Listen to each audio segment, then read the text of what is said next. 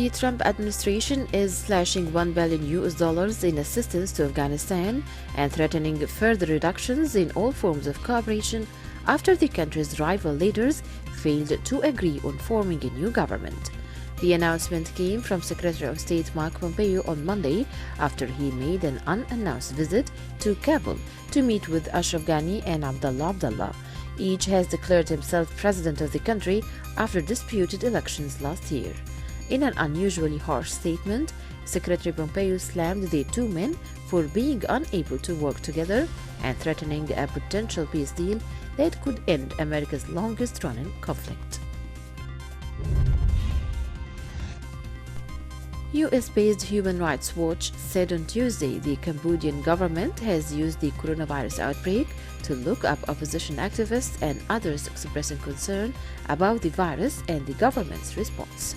New York-based Human Rights Watch said 17 people have been arrested since late January for sharing information about the coronavirus in Cambodia, including 4 members of supporters of the dissolved opposition Cambodian National Rescue Party. The group said they were charged with penal code violations including incitement, conspiracy, and spreading false information. Human Rights Watch said 12 were released from detention after signing pledges not to spread fake news and to apologize. Turkey imposed restrictions on Tuesday on grocery store opening hours and numbers of shop customers and bus passengers, adding to steps to combat the spread of the coronavirus after the country's death toll from the illness rose to 37. Ankara has already closed schools, cafes, and bars, banned mass prayers, and indefinitely postponed matches in its main sports leagues, as well as suspending flights to many countries as it looks to limit the spread of the virus. Health Minister announced the new death toll overnight and said the number of confirmed cases rose by 293 on Monday to 1,529, with a total of more than 24,000 tests carried out on people. China's Hubei province said it will allow transportation to resume for the city of Wuhan on April 8th, effectively lifting a mass quarantine over the city where the coronavirus first emerged last December. According to a statement on the provincial government's website on Tuesday, people in Wuhan will be allowed to leave the city and Hubei province. The easing of restrictions comes as Hubei reported that new infections dropped to 0 on March 19th, a dramatic plunge from the height of an epidemic that's infected more than 80,000 Chinese and killed over 3,200. The Robert Koch Institute for Infectious Disease said on Tuesday the number of confirmed COVID-19 coronavirus cases in Germany has risen by 4,764 within a day to reach to 27,437. It said a total of 114 people had died, an increase of 28 from 86 published on Monday. Germany ramped up its restrictions Sunday, banning gatherings of more than 2 people.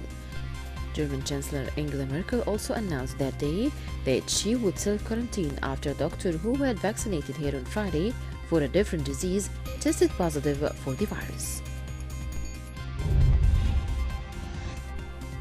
Britain was under lockdown Tuesday, its population joining around 1.7 billion people around the globe ordered to stay indoors to curb the accelerating spread of the coronavirus. Across Europe, Asia, North America, the Middle East, and parts of America, governments have told their citizens to remain at home as they grapple with a disease that has claimed thousands of lives and shows no signs of slowing. But in a sign of hope, China's central Hubei province, where the deadly coronavirus first emerged late last year, is to lift travel curbs after 2 months under lockdown. The global shutdown continued to throw up horrifying tales. Soldiers in Spain tasked with fighting the outbreak reported finding abandoned elderly people, some dead, at retirement homes. Italy reported the second successive drop in daily deaths and infections from a coronavirus.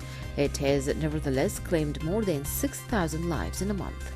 The Mediterranean country has now seen its daily fatalities come down from a world record 793 on Saturday to 651 on Sunday and 601 on Monday. The number of new declared infections fell from 6,557 on Saturday to 4,789 on Monday. The top medical officer for Milan's devastated Lombard region appeared on television smiling for the first time in many weeks.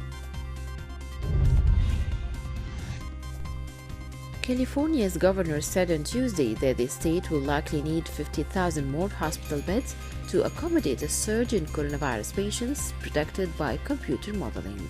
Governor Gavin Newsom, speaking at a news conference, said the California hospital system could make emergency adjustments to provide up to 30,000 of those beds, but that another 20,000 would be required if predictions of the course of the illness prove true. According to a spokesman for the U.S. Department of Defense, the U.S. Navy hospital ship Mercy departed San Diego on Monday and was expected to dock in Los Angeles in about a week, providing 1,000 beds.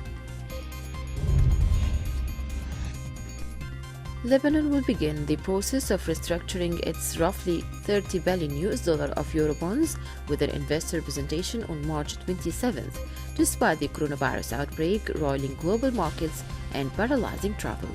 The finance ministry said in a statement, the government, which defaulted this month, asked its financial advisor Lazard Limited to initiate talks with investors. The ministry said the government is developing a sustainable macroeconomic plan to redress the Lebanese economy. It did not give details on who would make the presentation, where it would be held, or whether investors could attend in person. Lebanese officials have said they are working to restructure the government's entire debt, which totals around $90 billion when local currency liabilities are included. Leaders from the Group of 20 or G20 major economies will hold a video conference next Thursday to discuss the coronavirus epidemic, multiple sources said, amid criticism that the group has been slow to respond to the global crisis. G20 finance ministers and central bankers agreed during a separate video conference on Monday to develop an action plan to respond to the outbreak, which the International Monetary Fund expects will trigger a global recession. A subsequent statement from the Saudi G20 Secretariat offered few details. Officials said Tuesday the Tokyo Games Organizing Committee plans to transport the Olympic flame in a lantern by car instead of having it carried by torchbearers when the Japan leg of the torch relay starts later in the week.